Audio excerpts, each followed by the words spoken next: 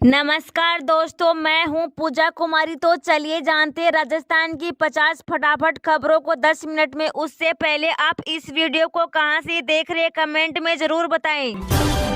अब मुफ्त में नहीं होगा इन 196 बीमारियों का इलाज, सरकार ने जारी कर दी लिस्ट। देश और प्रदेश की सरकारें लोगों के स्वास्थ्य के लिए कई योजनाएं चलाती है और उनमें से एक योजना आयुष्मान भारत योजना। इसमें 5 लाख तक का उपचार लोगों को मुफ्त मिलता है, लेकिन सरकार ने हाल में ही एक नई सूची जारी की है। इस लिस्ट में उन्होंने बताया कि कौन सी बीमारी आयुष्मान भारत योजना के तहत शामिल नहीं होती है और उनका उपचार अब 5 लाख के मुफ्त इलाज में नहीं करवा सकते हैं। आयुष्मान भारत में 17,060 बीमारियों का इलाज होता है। अब सरकार ने इनमें से 196 बीमारियों को प्राइवेट अस्पताल में होने वाले ट्रीटमेंट से हटा दिया है। इनमें से सरकार ने मलेरिया, मोतियाबिंद, सर्जिकल डिलीवरी, नसबंदी और ग्रीगेंस जैसे 196 बीमारी को हटा दिया है।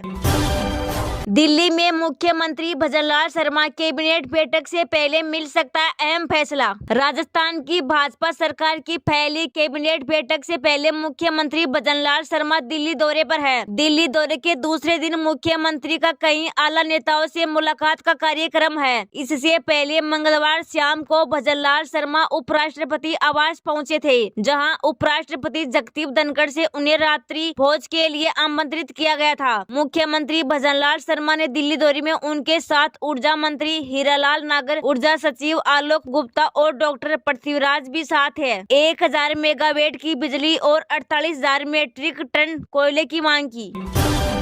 राजस्थान में भजनलाल शर्मा के मुख्यमंत्री बनते ही अफसरों ने अशोक गहलोत, शांति धारीवाल को तहखाने में छुपाया। बहुचर्चित कोटा रिवर फ्रंट को लेकर हर महीने विवादों का एक नया अध्याय जुड़ जाता है। पहले 14,055 करोड़ के रिवर फ्रंट को लेकर बवाल मचा, फिर गढ़ीवाल सेंचुरी की जमीन के एक हिस्से को लेकर विरोध जताया गया। इसके बाद रिवर फ्रंट पर लगी दुनिया की सबसे बड़ी घंटी को लेकर भी जमकर बवाल हुआ। अब और एक विवाद इस रिवर फ्रंट से जुड़ा गया है। दरअसल विधानसभा चुनाव के दौरान भाजपा नेता और पूर्व विधायक प्रहलाद जुगल ने जमकर रिवर फ्रंट के बहाने यूडीएच मंत्री रहे शांति धारीवाल को घेरा। अब पूर्व मुख्यमंत्री अशोक गहलोत और पूर्व यूडीएच मंत्री शांति धारीवाल की मूर्ति बनवाने और कोटा रिवर फ्रंट पर लगाने की बात सामने आई है।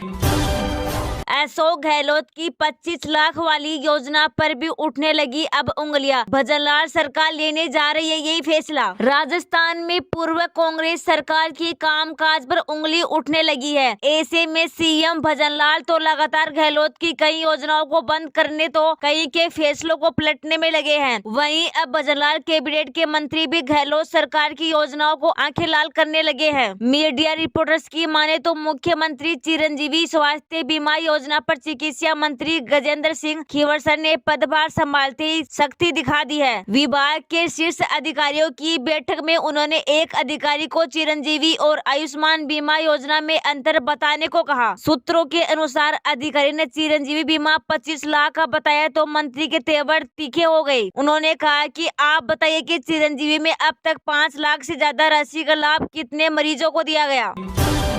पीएम किसान की 16वीं किस्त का लाभ एक ही परिवार से मिल सकता है, कितने लोगों को, आप भी जान ली इसके बारे में। राज्य से लेकर केंद्र सरकार तक किसानों के लिए कई तरह की योजनाओं का संचालन कर रही है। इनमें से एक है प्रधानमंत्री किसान सम्मान निधि योजना। इस योजना के अंतर्गत पात्र किसानों को सालाना 6,000 रूपए मिलते हैं और इस पैसे को 2-2 हजार की 3 किस्तों में दिया जाता है। अब तक 15 किस्तें आ चुकी है, अब 16वीं किस्त आने वाली है। ऐसे में आज जानेंगे कि एक परिवार के कितने लोग इस योजना का लाभ उठा सकते हैं। जानकारी और नियमों की माने तो इस योजना में एक परिवार का केवल एक ही सदस्य पीएम किसान योजना के अंतर्गत जुड़कर लाभ ले सकता है। इसलिए किसी भी परिवार में पति पत्नी में से एक ही के लाभ ले सकते हैं। वहीं अगर फिर भी एक परिवार के साथ एक से ज्यादा लोग आवेदन करते हैं तो आपकी किस्त अटक सकती है। महिला किसानों के लिए धनराशि और ज्यादा बढ़ सकती है। साथ ही सरकार नई बीमा पॉलिसी और हेल्थ इंश्योरेंस भी ला सकती है। बड़ा पद नहीं मिलने पर समर्थकों से बोले किरोड़ी, वक्त से पहले और भाग्य से ज्यादा कुछ नहीं मिलता। राजस्थान की सियासत में पर्ची शब्द की गूंज सुना दे रही है। भाजपा ने पर्ची निकालकर भजनलाल शर्मा के नाम का ऐलान किया तो कांग्रेस ने भाजपा सरकार को पर्ची सरकार दे दिया। अब इस पर कैबिनेट मंत्री किरोड़ीलाल मीणा ने पलटवार किया है। दरअसल कांग्रेस की पर्ची सरकार वाले बयान पर किरोड़ीलाल मीणा ने पलटवार करते हुए कहा कि हमने तो पर्ची दी, उन्होंने तो पर्ची भी नहीं दिखाई। कांग्रेस के यहाँ तो कान में फुसफुसाकर ही निर्णय बता दिया जाता है। यह पीसीसी चीफ रहेंगे, यह नेता प्रतिपक्ष रहेंगे। हमने पर्ची सबके बीच में खोली थी। पर्ची लाना कोई बुरी बात नहीं है। जयपुर में चल रही कांग्रेस स्क्रीनिंग कमेटी की बैठक, लोकसभा क्षेत्रों को लेकर मांगा जा रहा फीडबैक। कांग्रेस की स्क्रीनिंग कमेटी की बैठक जयपुर में शुरू हो चुकी है। इस बैठक में नेताओं ने एक एक कर बातचीत की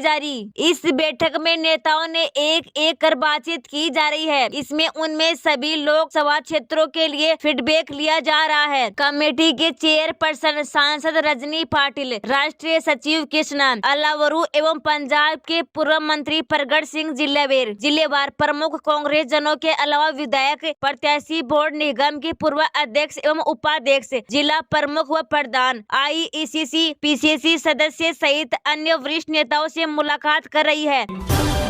सेंसेक्स 1628 अंक गिरकर 71,500 पर बंद। निफ्टी भी 460 अंक टूटा। ऑटो बैंकिंग शेयर फिसले। ईरान और पाकिस्तान के बीच तनाव से बाजार में दबाव। शेयर बाजार में बड़ी गिरावट देखने को मिली है। सेंसेक्स 1628 अंक गिरकर 71,500 के स्तर पर बंद हुआ। वही निफ्टी में भी 460 अंक की गिरावट रही। यह 21,571 के लेवल पर बंद हुआ। आज के कारोबार में ऑटो और बैंकिंग शेयर्स में सबसे ज्यादा गिरावट रही। तिमाही नतीजों के बाद HDFC बैंक के शेयर 8% से ज्यादा टूटे। कोटक बैंक भी करीब 4% से नीचे बंद हुआ। वहीं टाटा मोटर्स, महिंद्रा एंड महिंद्रा और मारुति सुजुकी में 1% से ज्यादा गिरावट रही। बैंकिंग शेयरों में भारी बिकवाली का असर पूरे बाजार पर पड़ा। इससे निफ्टी बैंक 2.5% से ज्यादा गिर गया। बाजारों में तेज रैली के बाद कुछ लोग प्राइवेट बुकिंग कर रहे हैं।